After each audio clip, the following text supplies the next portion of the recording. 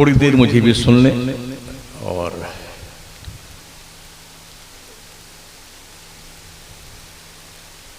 सैंतालीस साल मुकम्मल हुए हैं इस दयारे मदीना कॉन्फ्रेंस को। खुदा करे ये तसलसल बाकी रहे। सुभान अल्लाह।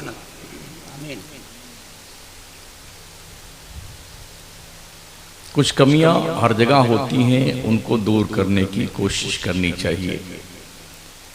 मैं समझता हूं कि जितने लोग बचे हैं सब बहुत ही कायदे से जाग रहे हैं। और जमाल साहब ने तो जगह ही डाला है सबको, वरना मोबाइल ही चोरी करवा देते आपका।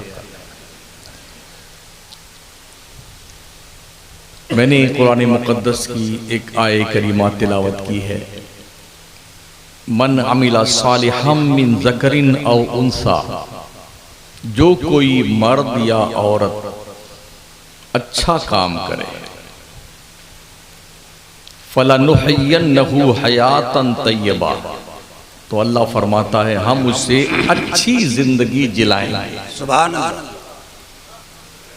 मर्द हो या औरत हो, मुसलमान, अगर आप अच्छे काम करेंगे तो अल्लाह का वादा है वो आपको अच्छी जिंदगी जिलाएगा। हम भी जहां कहीं भी जाते हैं बहुत सारे लोग आके कहते हैं अरे अम्मा साहब बहुत परेशान, बड़ी मुश्किल, बड़ी दुश्वारी, बहुत तंगदस्ती, ये बीमारी वो बीमारी। जब मैंने इस आयत करीमा का मुताला किया तो मुझे पता चला रब का वादा तो झूठा नहीं हो सकता। वाह, हक है। हम ही कहीं ना कहीं फॉल्ट हैं। जब अल्लाह ने ये वादा कर लिया अगर आप अच्छे काम करेंगे तो अल्लाह का वादा है वो आपको अच्छी जिंदगी जिलाएगा। अच्छी जिंदगी किसे कहते हैं, इसे आप जानते हैं। अच्छी जिंदगी उसे कहते हैं कि हर एतबार से आप बेखौफ हो जाएं और किसी के मोहताज ना रहें, बल्कि लोग आपके मोहताज हों। और हर खुशी दायरे इस्लाम में रह करके आपको मयस्सर आए, उसे अच्छी जिंदगी कहते हैं। कितने लोग हैं जो अच्छी जिंदगी जीना चाहते हैं? जाहिर सी बात है हर शख्स अच्छी जिंदगी जीना चाहता है। अच्छी जिंदगी जीने के लिए आदमी जने क्या क्या जतन करता है। झूठ, मकर, फरेब, दगा, धोखा, लूट, मार, कत्ल, गारतगरी, बेईमानी, डकैती, हरामखोरी, बदकारी, बदनिगाही, ये वो सारे सोर्स हैं बदकारियों और गुनाहों के, जिसके जरिए से इंसान की कोशिश ये होती है कि हम अच्छी जिंदगी जिए और हमारा माहौल ठीक रहे और हम इस तरह से रहें कि लोग हम ही को देखते रहें। ये सोच तकरीबन हर व्यक्ति की होती है। लेकिन अल्लाह ने क्या कहा, जो अच्छे काम करेगा उसी को हम अच्छी जिंदगी जिलाएंगे। अगर हम कहीं पर परेशान हाल हैं तो हमें अपने हाल पे गौर करने की जरूरत है कि हमने गलती कहां की है। अल्लाह का वादा वो अच्छी जिंदगी जरूर जिलाएगा हमें, तो हमने गलती कहां की है। जब हम अपनी गलती को तलाश कर लें कि हमने कहां पर गलती की है, अल्लाह के दरबार में रुजू कर लें, वो इतना करीम है, इतना करीम है कि बंदा बार बार तौबा करता है, अल्लाह बार बार माफ करता है। एक बुजुर्ग फरमाते हैं मैंने 70 मरतबा तौबा की और 70 मरतबा तोड़ डाली। अल्लाह। और जब 71वें मरतबा मैंने तौबा की तो अल्लाह ने मुझे तौबा पे इस्तिकामत नसीब फरमाई। तो तौबा करने से इंसान को बिदकना नहीं चाहिए, बल्कि जब जब आपको फुर्सत मिले, वक्त निकाल कर आप तौबा जरूर किया करें। बल्कि हर दिन सोने से पहले एक मामूल बना लें अल्लाह के दरबार में तौबा करने का। अगर आपने ये प्लान बना रखा है जब इंतकाल का वक्त करीब आएगा तब तौबा कर लेंगे, तो उसका कुछ पता नहीं है कि वो कब करीब आएगा। इसलिए कि हम अब लोगों को अचानक ही ज्यादा मरते हुए देखते हैं। एक मरतबा यूं मुंडी ऐसे झूल गई ना, मतलब गए काम से। अरे अभी तो बिल्कुल ठीक ठाक थे, कहा गए। एक लफ्ज भी बोलने का अल्लाह मौका नहीं देता।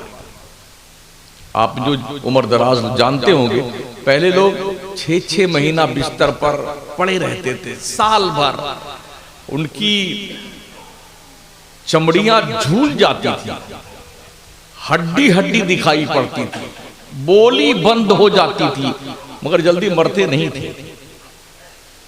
यहां तक कि लोग उनके मरने की दुआ करते थे, अल्लाह जल्दी उठा ले बुड्ढे को, बहुत दिन हो गए, पैसा बहुत बर्बाद हो गया दवा में, या अल्लाह इसकी खिदमत की नहीं जा रही। यहां तक हमने देखा।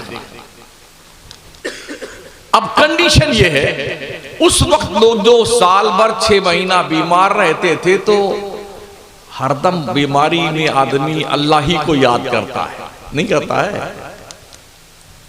जब परेशानी आती है तभी बंदा अल्लाह को याद करता है। अभी लॉकडाउन का जो जमाना गुजरा है, उस जमाने में क्या हुआ था, जब 5 आदमियों की ड्यूटी थी, 5 ही आदमी मस्जिद में नमाज पढ़ेंगे, छठवां नहीं आ सकता है, तो लोग जंग करने आते थे। मौलाना से, इमाम साहब से लोग झगड़ा, तुम्हारे बाप की मस्जिद है, हाँ हम नमाज नहीं पढ़ेंगे। और लॉकडाउन खत्म हुआ तो बेचारों का पता नहीं कहां गए वो, जैसे गधे के सर पे सींग नहीं होती नहीं, ऐसे उनका पता नहीं चला कहां गए। और जब तक लॉकडाउन था, दे लड़ाई, दे झगड़ा, कमेटी से झगड़ा, मौलाना से झगड़ा, मुअज्जिन से झगड़ा, गेट बंद करने वालों से झगड़ा।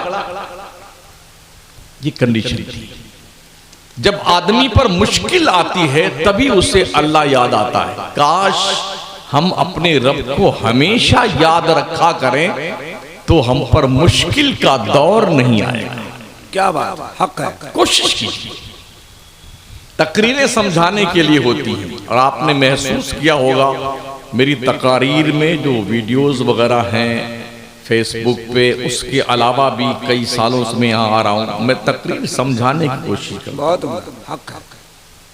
मुझे ये शौक नहीं कि आप मेरी तकरीर में नारा लगाएं, या मैं आपको बोलूं कि हाथ उठाइए, नारा लगाइए, जिंदाबाद कीजिए, बिल्कुल नहीं, कोई शौक नहीं। शौक इतना ही है कि आप मेरी बात गौर से सुन लें। मैं आपके दिल के करीब से होके गुजरने की कोशिश करता हूं, शायद के उतर जाए तेरे दिल में मेरी बात। वाह, हक है, हक। कोशिश कीजिए अपने रब को मान। वो रूठा हुआ रब है, बहुत जल्दी मान जाता है, हाय हाय हाय, बहुत जल्दी। क्या बात। हदीस शरीफ में आया है, जब बंदा तौबा करके एक बालिश अपने रब के रहमत की तरफ बढ़ता है तो अल्लाह की रहमत एक हाथ उसकी तरफ आगे बढ़ती है, और जब बंदा एक हाथ अपने रब की रहमत की तरफ आता है तो अल्लाह की रहमत 70 हाथ बढ़ करके उस बंदे का खैर मकदम करती है। अल्लाह से ज्यादा कोई प्यार नहीं करता बंदों से। हक हक। जहां मां की ममता भी दम तोड़ जाए और बाप का रिश्ते पितरी भी दम तोड़ जाए, वहां पर भी अल्लाह की रहमत अपने बंदे को सहारा देती है। सुभान अल्लाह, सुभान अल्लाह। तो फिर उस रब की रहमत से प्यार क्यों न किया जाए। जब पहले हम आया करते थे तो बहुत कम नमाजी थे आपकी मस्जिद में, अभी माशाल्लाह कुछ ज्यादा बढ़े हैं। इमाम साहब की मेहनतें हैं और आप लोगों की, कुछ नमाजी बढ़े हैं। अल्लाह करे तादाद और ज्यादा हो जाए। दुनिया तो ऐसे भी आपको मिटाने में लगी हुई है, कम से कम मिटते मिटते अपना नाम तो पैदा कर जाओ। हाय हाय हाय, क्या कहने। हम एक किरदार पेश करते हैं आपके सामने, एक अजीम इंसान का किरदार, जिसने बहुत मुख्तसर सी मुद्दत में करोड़ों इंसानों के दिलों को फतेह कर लिया। उस जात का नाम हजरत मोहम्मद मुस्तफ़ा सल्लल्लाहु ताला अलैहि वसल्लम। क्या ख्याल है आपका? मक्के में हमारे नबी पैदा हुए थे, माहौल क्या था पता आपको? जुआ, सट्टा, शराब, अय्याशी, बेहयाई, बदमाशी, गुंडागर्दी, कत्ल, गारतगरी, ये आम पेशा था मक्का वालों का, पूरे अरबस्तान में। उस माहौल में मेरे नबी पैदा हुए। पैदा होने से पहले बाप का इंतकाल हो गया, पैदा होने के 6 साल के बाद मां का इंतकाल हो गया, फिर दादा का इंतकाल हो गया। एक ऐसा बच्चा जिसको रोकने टोकने वाला कोई ना हो और चारों तरफ से बुराइयों की बौछार हो, क्या उस शख्स को कोई भी गुनाह से रोक सकता है? पूरा मक्का बुराइयों का दलदल था। यहां तक के बाजारे ज़िना का हाल ये था कि शोरा जिन लड़कियों के साथ रात गुजारते थे, जब मेला लगता था तो शायर स्टेज पे आकर के उसके बेहयाई के किस्से शेर में बयान करता। वो लड़की भी मौजूद होती, माँ भी उसकी होती, भाई भी उसका होता, बाप भी उसका होता। वो बड़े फख्र से इस गुनाह को तस्लीम भी करते और शायर को वाह वाह करके दाद भी देते थे। जब अखलाकी मेयार इतना घटिया हो चुका था, ऐसे माहौल में अब्दुल्ला का दुर्र यतीम, आमना का जिगर पारा, पूरी मिल्लते इस्लामिया की कश्ती को साहिले मकसूद से हमकनार करने वाला, मुस्तफा की शक्ल में जलवागर होने वाला, उसके दस्ते नाज की बात तो दूर की बात है, उन गुनाहों की हवा भी मुस्तफा के दामन करम तक नहीं पहुंची। वाह वाह वाह, कोई रोकने वाला नहीं था, बाप भी नहीं, माँ भी नहीं, दादा भी नहीं, कोई नहीं। ऐसे बच्चे बहुत जल्दी बिगड़ जाया करते हैं, बुरे डगर पे चल निकलते हैं, मगर कुदरत जब किसी की रखवाली करती है ना, तो वो फिर उसके कदम बहकते नहीं। अल्लाह फरमाता वल्लाहु यअसिमुका मिनन नास, अल्लाह ए महबूब तेरी हिफाजत करने वाला अल्लाह है, अल्लाह तेरी हिफाजत करने वाला है। तो जिसकी हिफाजत अल्लाह करे उसके कदम कैसे डगमगा सकते हैं? उस माहौल में लोगों को अपने अजीम किरदार के जरिए से हमारे नबी ने दिल कैसे जीते हैं वो मैं आपको बताऊं। जर्रा जर्रा दुश्मन है। किसी भी तबलीग, किसी भी तहरीक, किसी भी तंजीम को फरोग पाने के लिए पैसों की शदीद जरूरत होती है, अफराद की जरूरत होती है, मगर हमारे नबी ने एक नई सुबह को, इस्लाम की सुबह को दुनिया के सामने पेश किया, जहां पर लोग हजारों बुतों को पूजते थे। ऐसे माहौल में एक गैर शनासा आवाज थी, गैर मानूस आवाज थी, मक्का का जर्रा जर्रा दुश्मन बन गया। इतने जुल्म ढाए हमारे नबी पर कि इतना जुल्म किसी पे नहीं तोड़ा गया। आदम पैगंबर से लेके ईसा पैगंबर तक कमोबेश 1,24,000 अंबिया तशरीफ लाए, किसी पर इतना जुल्म नहीं ढाया गया जितना जुल्म हमारे नबी पे ढाया गया। अम्मा आयशा सिद्दीक़ा रज़ियल्लाहु ताला अन्हा ने एक बार पूछा, या रसूलल्लाह अलैहिस्सलातु व तस्लीम, आपकी जिंदगी में सबसे सख्त दिन कौन सा था? नबी रहमत फरमाते, आयशा जब मैं ताइफ गया था, मक्का वालों के ईमान से मायूस होकर के कि शायद ताइफ के लोग मेरी आवाज पर लब्बैक कहें और एक खुदा की इबादत करने के कायल बन जाएं, तो बजाय उन्होंने मेरी हिमायत करने के इस कदर पत्थर बरसाए कि मेरे पैरों से खून बहते बहते मेरी नालैन जूती शरीफ खून से भर गई, और जब मैं किसी बाग में अंगूर के पहुंचा ताइफ में, तो मेरे पैर जूती से निकल नहीं रहे थे, इतना टाइट हो गया था सूज करके। जब मैं चलता तो लोगों ने बदमाश बच्चों की एक टीम लगा दी, वो हमें दौड़ाते और फिर हम पैर उठाते तो पत्थर पैर पे मारते। थक के जब हम बैठ जाते तो फिर हाथ पकड़ के हमें उठाते, फिर पैर पे पत्थर मारते। आयशा ये बहुत सख्त दिन था, ऐसी शिद्दत की तकलीफ शायद किसी को पहुंची। दिल कैसे जीता नबी ने? वल काज़िमीन अल गैज़ वल आफीना अनिन नास। हुजूर गुस्से को पी जाते थे और लोगों को माफ कर देते थे। ये दो पाकीज़ा किरदार में नबी का ऐसा था, गुस्से को पी जाना और लोगों को माफ कर देना। जरा आज आप भी इस दोनों पाकीज़ा किरदार को अपनी जिंदगी में दाखिल करके देखिए कि गुस्से को पी जाने की आदत डालिए और किसी ने कुछ कहा है आपको तो माफ कर दीजिए। ये दोनों अजीम खसलतें ऐसी हैं जो दुश्मन के दिलों को जीत करके उनके दिलों में आपकी मोहब्बत पैदा कर देती है। क्या कोशिश करके देखे ना यार, कितना ही कट्टर दुश्मन क्यों ना, हमने देखा वो मक्का जहां पर मुसलमानों का सांस लेना दुश्वार। आज हम बहुत शिकायत करते हैं यार मुसलमान बहुत परेशान, यहां परेशान, वहां परेशान, वहां परेशान। मैंने कुरान की आयत पढ़ी, वलिल्लाहिल इज्जत वलिरसूलिही वलिल मुमिनीन वलाकिन्नल मुनाफिकीन ला यअलमून। अल्लाह फरमाता इज्जत अल्लाह के लिए है, इज्जत उसके रसूल के लिए है, इज्जत मोमिनों के लिए है, मगर मुनाफिक इस बात को नहीं जानता है। अल्लाह का वादा झूठा तो हो नहीं सकता। या अल्लाह जब इज्जत मुसलमानों के लिए है तो आज मुसलमान जलील इतना क्यों है? अल्लाह क्यों परेशान? क्यों बैतुल मक़दिस के रहने वाले फिलिस्तीन के लोग 80 साल से खाको खून में गलता है? क्यों फिलिस्तीन का मुसलमान रोज शहीद हो रहा है?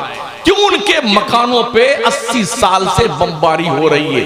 क्यों रोज वो अपने कंधों पे जवानों, माओ, बहनों, बेटियों, बापों की लाशें उठा रहे हैं?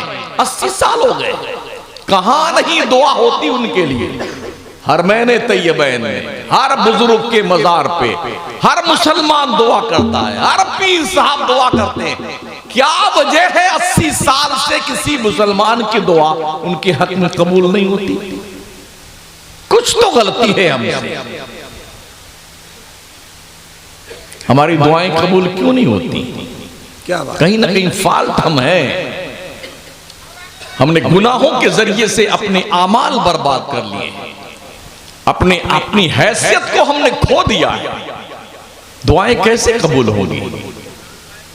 हमारे नबी अलैहिस्सलाम की हदीस बात का मफ़हूम है, जब कौम में ज़िना आम हो जाए, शराब आम हो जाए, तो फिर अल्लाह इतना नाराज हो जाता है उस कौम से कि उनके बुजुर्ग, उनके लोग दुआ मांगते हैं, उनकी दुआएं कबूल नहीं की जाती। कहीं ऐसा तो नहीं है कि हम इस बुराई में लिप्त हैं, इस तरह गुनाहों के दलदल में हम डूब चुके हैं?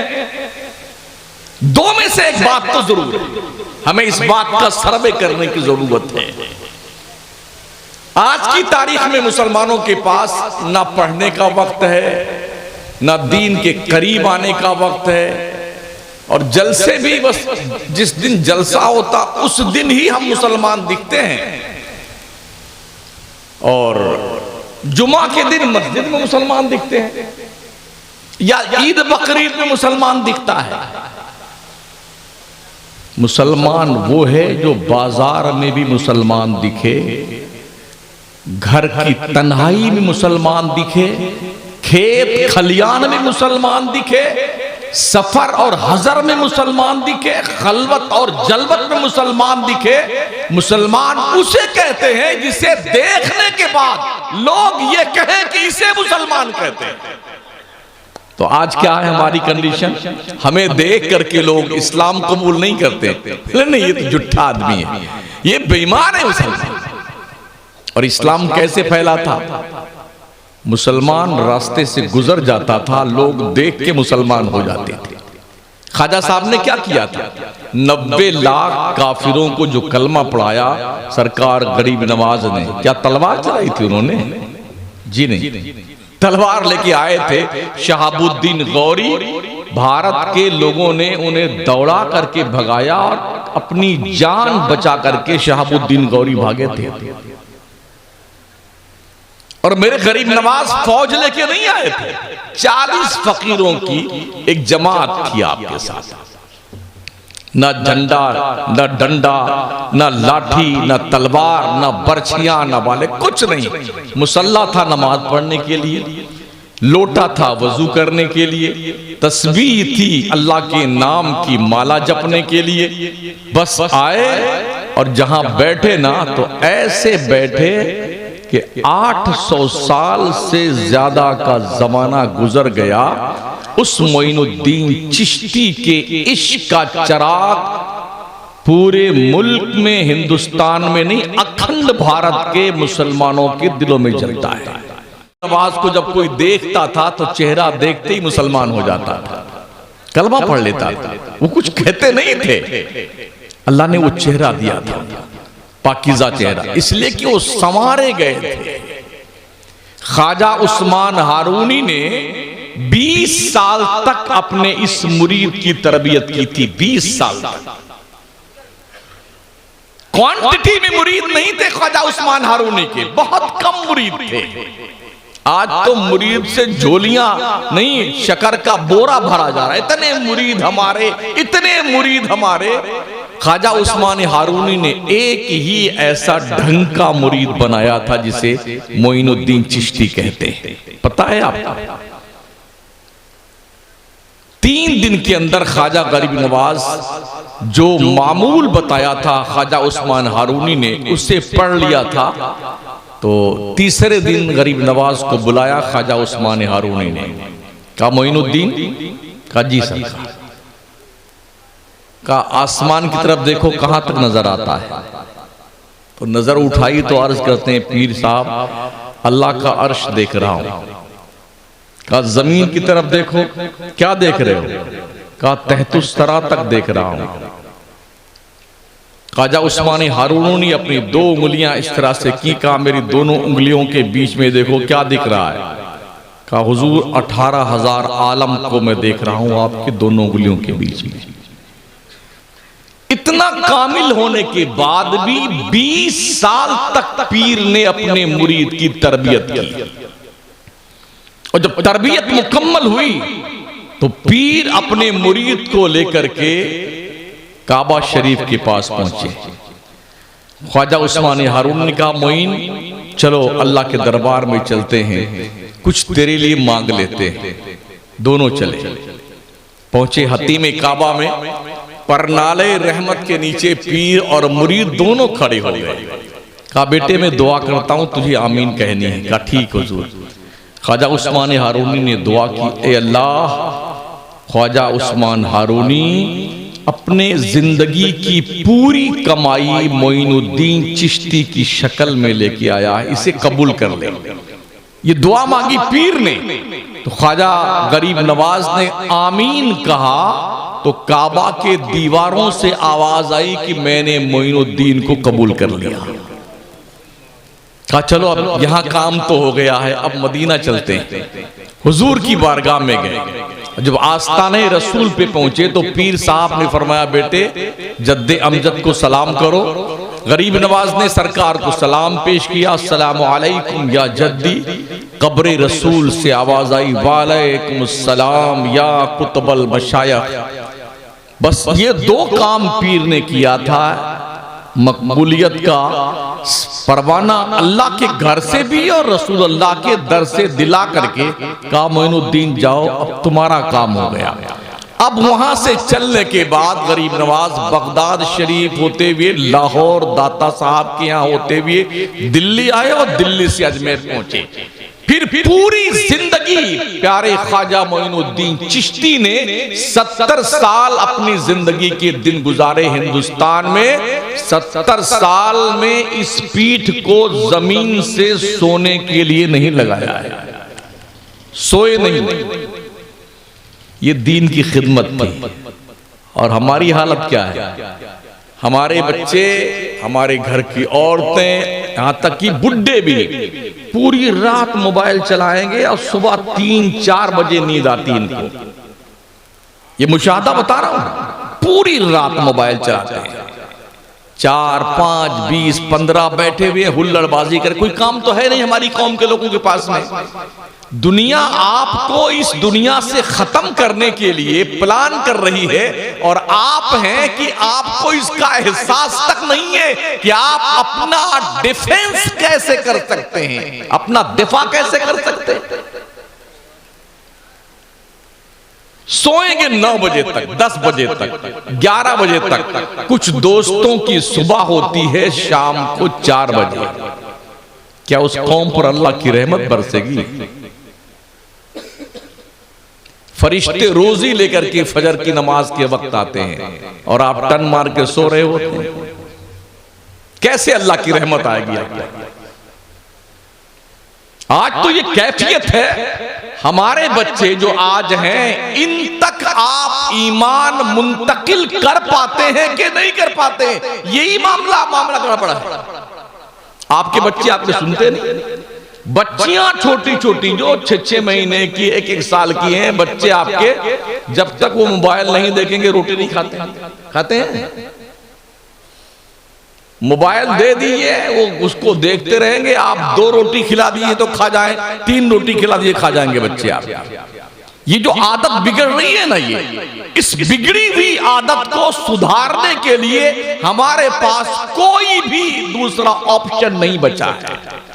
इसलिए कि माओ ने भी ऐसी आदत बिगाड़ी है, जैसे बच्चा रोना शुरू करता है बस झट से मोबाइल खोला और कार्टून लगा के दे दिया। यानी कि 1.5 साल की उम्र में, 2 साल की उम्र में बच्चे बच्चियां वो सब बुरी चीजें जो एक फिंगरप्रिंट के नीचे जहन्नम का शोले जब वाला दहक रहा होता है ना, 2 साल की उम्र में वो सारे जहन्नम के काम बच्चे 2 साल की उम्र में देख लेते। 16, 18, 20 साल के बाद जो चीजें जानने की होती वो बच्चे 2 साल में जान जाते हैं। नंगी तस्वीरें, बेहयाई के मनाजिर, बुराई के मन, ये कौन? और सब लोग क्या बात है, ये बच्चे कहा देखो, ये कंडीशन चल रही है। सेहत भी खराब हो रही है, अमल भी खराब हो रहा है, फसल भी खराब हो रही है, नस्ल भी खराब हो रही है। इस पर कोई ध्यान नहीं हुआ। दुनिया ने भी बाज़ाब्ता ऑनलाइन पढ़ाई का सिस्टम चालू करके, उनके यहां तो बेहयाई कोई मतलब ऐब नहीं है, अय्याशी कोई ऐब नहीं दूसरों के यहां। हमें भी इसी बुरे माहौल में लाकर के लोगों ने ढकेल दिया ऑनलाइन तालीम के नाम पर। ना चाहते हुए भी आपको अपने बच्चों को एंड्रॉइड मोबाइल देना पड़ रहा है। क्या उपाय है आपके पास इस बुराई से बचने का? कोई तरीका आपने इजाद किया है? जी नहीं। तो मैं अर्ज कर रहा था, हमारे पैगंबर सल्लल्लाहु तआला अलैहि वसल्लम ने बहुत मुख्तसर सी मुद्दत में, यानी कि 40 साल की उम्र में नबूवत का ऐलान किया और 63 साल की उम्र में आपका विसाल हो गया। कुल 23 साल के नबूवत के ऐलान के बाद वाली जिंदगी में हमारे पैगंबर ने 1,24,000 दिलों में अपनी गुलामी और वफादारी का चराग जला दिया। वो लोग जो खून के प्यासे थे, वो लोग जिन्होंने हुजूर को मक्का से निकाल दिया था कि मदीने हुजूर चले गए थे, अपना घर बार लोग छोड़ के चले गए थे, ज्यादा दिन नहीं गुजरे थे, बहुत मुख्तसर सी मुद्दत में 12 साल के अंदर अंदर हिजरत फरमाने के कुछ ही साल के बाद जो है हुजूर 12,000 का लश्कर लेके आए थे और पूरे मक्का को फतेह करके इस्लाम का झंडा गाड़ दिया था। क्यों? अखलाक बुलंद कीजिए, अपना किरदार बुलंद कीजिए, अपने आप को मनवाइए। मेरे नबी ने 40 साल तक अपने आप को मनवाया। बस मैं तकरीर खत्म करने वाला हूं, इसलिए कि मेरी ट्रेन गुजर जाएगी अगर मैं तकरीर आगे बढ़ाऊंगा। हमारे हुजूर सल्लल्लाहु अलैहि वसल्लम ने जब नबूवत का ऐलान फरमाया तो लोगों ने पूछा था, कोई दलील आपके पास है कि आप नबी हैं? तो हुजूर ने फरमाया, फ़क़त लबिस्तु फ़ीकुम उमरम मिन क़ब्लिही अफ़ला ताक़िलून। ये कुरानी आयत है जो हुजूर ने उनके सवाल के जवाब में इरशाद फरमाया। ए मक्के के लोगों, तुम ही बताओ, मेरी 40 साल की जिंदगी तुम्हारे बीच गुजरी है। तुमने रात भी हमारी देखी है, दिन भी तुमने हमारा देखा, सफर हजर खलवत जलवत सब देखी। तुम बताओ, क्या किसी गैरे नबी की जिंदगी इतनी क्लीन हो सकती है? नबूवत की दलील में जो चीज पेश की जाती है उसे मोजज़ा कहते हैं। हमारे हुजूर ने नबूवत की दलील में अपनी 40 साल की जिंदगी पेश की। गोया नबी की 40 साला जिंदगी का एक एक लम्हा मोजज़ा है, एक एक लम्हा मोजज़ा। और नबूवत की दलील पर जब आपने अपनी हयात तैयबा को पेश किया, पूरा मक्का इस बात पर शाहिद था, मोहम्मद सादिक हैं, मोहम्मद अमीन हैं, मोहम्मद कभी झूठ नहीं बोलते, मोहम्मद किसी पे गुस्सा नहीं करते, मोहम्मद अमानत में खयानत नहीं करते। ये बात उनके दुश्मन भी मानते थे। हुजूर को मक्का के काफिरों ने साहिर कहा, मजनू कहा, दीवाना कहा, पागल कहा। लेकिन जब अक्लमंदों के बीच ये बात जाती, क्या मोहम्मद साहिर हैं, जादूगर, तो लोग कहते नहीं, जादूगर नहीं हो सकते, इसलिए कि जादूगर ऐसी बातें नहीं कर पाता है जैसी बात मोहम्मद करते। का मजनू भी मोहम्मद नहीं है, दीवाना भी नहीं है, पागल भी नहीं है, इसलिए कि पागल ऐसी बात नहीं करता जैसी बात मोहम्मद करते हैं। कभी भी किसी मक्का के दुश्मन काफिर ने हुजूर के किरदार पर उंगली नहीं उठाई। आज जो लोग पूरे भारत में, अभी नासिक के अंदर एक कमीना पगलाया था, कोई हरामगिरी की औलाद, हाँ पगलाते रहते हैं बेटे, हुजूर के किरदार पे उंगली उठा रहे हैं। इनके बाप दादा जो थे ना मक्का में, वो तो देखे थे ना हुजूर को, देखने के बावजूद भी उन्होंने कभी किरदारे मुस्तफा पे उंगली नहीं उठाई। किरदारे मुस्तफा सब कुछ कहा, मगर किरदार इतना क्लीन था मेरे नबी का, हमें भी अपने किरदार को वैसे ही क्लीन करने की जरूरत है। जब ही रब ने फरमाया ना, लक़द काना लकुम फी रसूलिल्लाहि उस्वतुन हसना, ए मेरे बंदो, मुस्तफा की जिंदगी तुम्हारे लिए आइडियल है, नमूना है, इज्जत, वकार, बुजुर्गी, सब कुछ चाहिए अगर तुम्हें, तो हमारे महबूब मोहम्मद मुस्तफा की जिंदगी को फॉलो करो। हम तुम्हें वो सब कुछ देने को तैयार हैं जो हुजूर के वफादारों को दिया जाना चाहिए। तो हमें अपनी जिंदगी में बहुत कुछ सीखने की, समझने की, करने की जरूरत है। माएं घरों में इस्लामी माहौल बर्पा करें, बाहर हमारी जिम्मेदारी बनती, हम अपने माहौल को इस्लामी माहौल बनाएं। हमारी तन्हाइयां भी खुदा से डरने वाली हो। ऐसा ना हो कि हम लोगों के सामने तो शरीफ बने रहे कि माशाल्लाह क्या बढ़िया मौलाना, क्या बढ़िया आदमी, क्या सेठ साहब बढ़िया, हाजी नमाजी साहब बढ़िया है, और तन्हाई में जाकर के आप गुनाह करने लगे। इसलिए हमें हर जगह मुसलमान दिखने की जरूरत है। दो अमल कर लीजिए आप, अगर पूरी दुनिया का मुसलमान 5 वक्ता नमाजी बन जाए और पूरी दुनिया का मुसलमान शरीयत के एतबार से दाढ़ी रख ले और टोपी लगा ले, दुनिया आपको देख के मर जाएगी। आपको कुछ करना नहीं है, आपको देख के लोग पगला जाएंगे और आगरा के पागल खाने में भर्ती हो जाएंगे। लेकिन आपको ये 2 काम करना अनिवार्य है, 5 वक्ता नमाज, सफ़ें सीधी करने का हुक्म। हमारे हुजूर ने क्या फरमाया? सफ़ें सीधी कर लो, अपनी सफ़ें सीधी कर लो, कंधे से कंधा मिलाकर, कदम से कदम मिला के हम सब सीधी करते हैं ना। इस सब सीधी करने की हिकमत क्या है? फरमाया गया कि जिसकी सब सीधी होती है उसका दिल सीधा होता है। सफ़ें टेढ़ी हैं तो दिल टेढ़ा। मगर अफसोस ये है कि 1400 साल से ज्यादा का अरसा गुजर गया, हम अब तक सफ सीधी नहीं कर पाए। जो कौम 1450 साल में अपनी सब सीधी करना ना सीख पाए, उससे हम और क्या तवक्को कर सकते हैं। अगर हम पूछ लेना, जितने मजमा में लोग बैठे हुए हैं, नमाज के ही मसले पूछ लें तो इसमें से 98% लोग शर्मिंदगी से सर झुका लेंगे। नमाज पढ़ना लोगों को नहीं आता है। कोई गड़बड़ी हो जाए तो सजदे सहू कब करना है कब नहीं करना है, नमाज कब टूट जाती है और कब बाकी रहे कुछ पता नहीं। बस जी देख देख के पढ़े जा रहे नमाज, सीखेंगे नहीं। नियत बांधने के बाद ऐसे तिरछे देखेंगे बगल वाला कैसे पढ़ रहा है, वैसे रुकू सजदा टिकाए जा रहे हैं।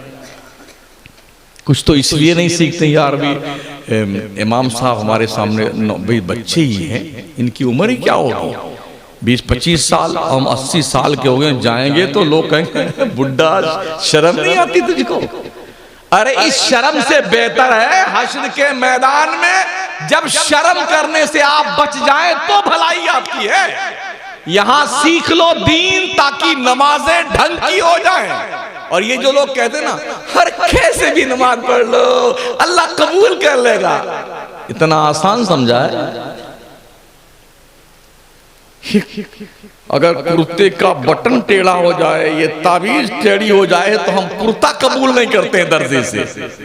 और दुनिया की सबसे कीमती इबादत जो कुर्बे मौला का सबसे बेहतर जरिया है, वो कैसे भी कर लो अल्लाह कबूल कर लेगा। क्या पागलपन है ये, जुनून नहीं तो और क्या है। इसलिए दीन सीखिए और दीन सीखने का वक्त निकालिए। इमाम साहब के पास बैठा करें, आलिमों के पास बैठा करें। और इमाम साहब की जिम्मेदारी बनती है अखलाकी तौर पर कि नमाज में किसी वक्त, जिस वक्त लोग ज्यादा नमाजी हों, तो कोई ना कोई दीनी किताब लेकर के 10-15 मिनट उन्हें सुनाएं और समझाएं। और आपकी जिम्मेदारी बनती है कि आप बैठ के दीन सीखें ताकि आप किसी के मोहताज ना रहें। बकिया इंशाल्लाह फिर अगले साल जब जलसा होगा तो तफसीली गुफ्तगू आपसे होगी। और अल्लाह ने चाहा तो सैयद अमीनुल कादरी साहब की भी तारीख मिलेगी इंशाल्लाह ताला। इस बार कोशिश की थी हमने, लेकिन कुछ मामलात ऐसे थे कि बात बैठी नहीं। लेकिन इंशाल्लाह अगले साल इंशाल्लाह ज़रूर ऐसा होगा कि तशरीफ लाएंगे।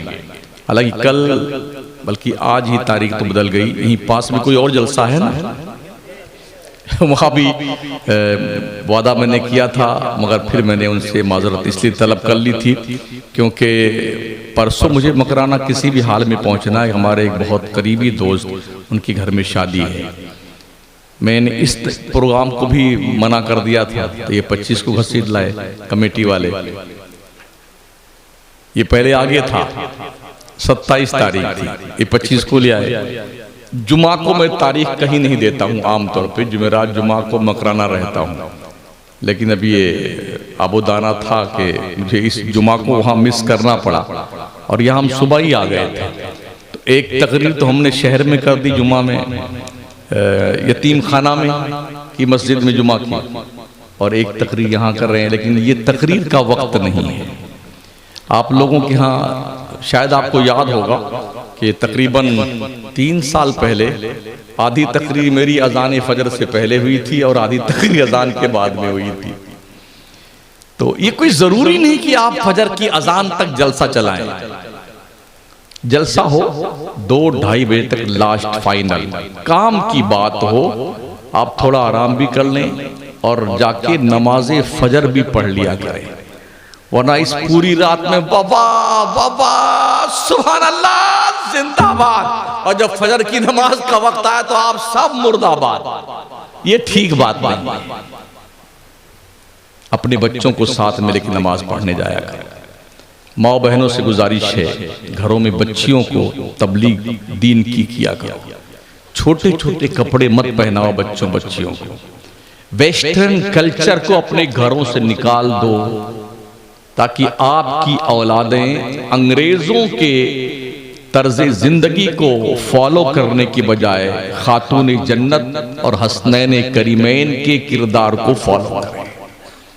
जब बदलाव लाएंगे तब इस जलसे का कोई मतलब है ना, वरना हम अजमेर से आ रहे हैं, कोई कहां से आ रहा है, क्या मकसद आने का? पैसे खर्च होते हैं आपके, रात भर आप जागते हैं और वाह वाह वाह वाह आ करते हैं, क्या फायदा इसका है? कुछ सीखें, समझें, अमल करें और अपने बच्चों को सिखाएं। अगर मुमकिन हो तो हर मुसलमान अपने घर में 10, 20, 25 किताब रखे दीन की, ताकि आपके बच्चे जब फुर्सत में हुआ करें तो उन्हें पढ़ने के लिए दिया करो, दीन सीखें। दुनिया को देख करके भी अगर हमारी आंखें नहीं खुलती हैं तो हमसे बड़ा सूरदास कोई नहीं है।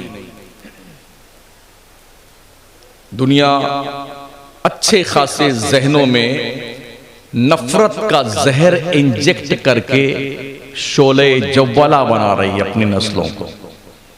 कम से कम आप भी कुछ ऐसे बन जाएं कि उस शोला को बुझाया कैसे जाए, उस अखलाक, किरदार, वल काज़िमीन अल गैज़ वल आफ़ीना अनिन नास, गुस्से को पी जाइए और लोगों को माफ करने का एक हुनर दे दीजिए। इंशाअल्लाह अगर मक्का के बड़े बड़े काफिर फतेह मक्का के दिन नबी के कदमों में झुक करके माफिया मांगते हैं तो दुनिया का कोई काफिर आपसे आगे नहीं जा पाएगा, उसे भी माफी मांगनी पड़ेगी।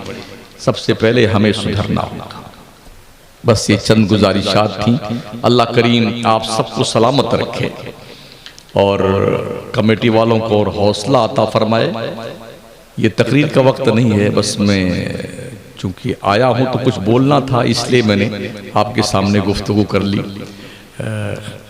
अल्लामा उबैदुल्लाह खान साहब ने भी काफ़ी लंबी गुफ्तगू फरमाई, तो भले ही कुछ बातें सुने लेकिन उस पर अमल करें। तूफाने नूह लाने से ऐ चश्म फायदा, दो बूंद ही काफ़ी है अगर कुछ असर करे।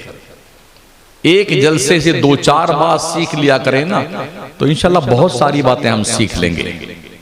बस यही आपसे गुजारिश है, आपसे अपील है कि आप जिंदगी अपनी बदलें, और ये उसी वक्त मुमकिन होगा जब हम में का हर शख्स अपने आप को बदलने की कोशिश करेगा।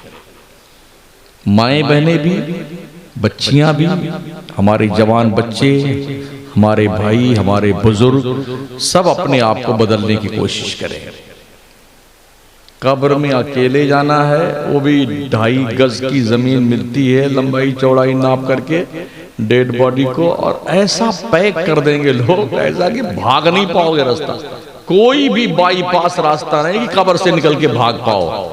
और जो मुनकर नकीर लेके गुरज धुनाई करेंगे ना अज़ाब के फरिश्ते, फिर याद आएगा कि काश मैंने बातें मान ली होती तो अच्छा होता।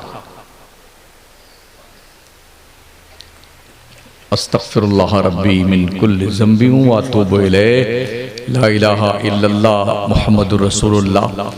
अल्लाह ने चाहा तो अगले साल फिर मुलाकात होगी यहीं पर और तफसीली गुफ्तगू आपसे की जाएगी।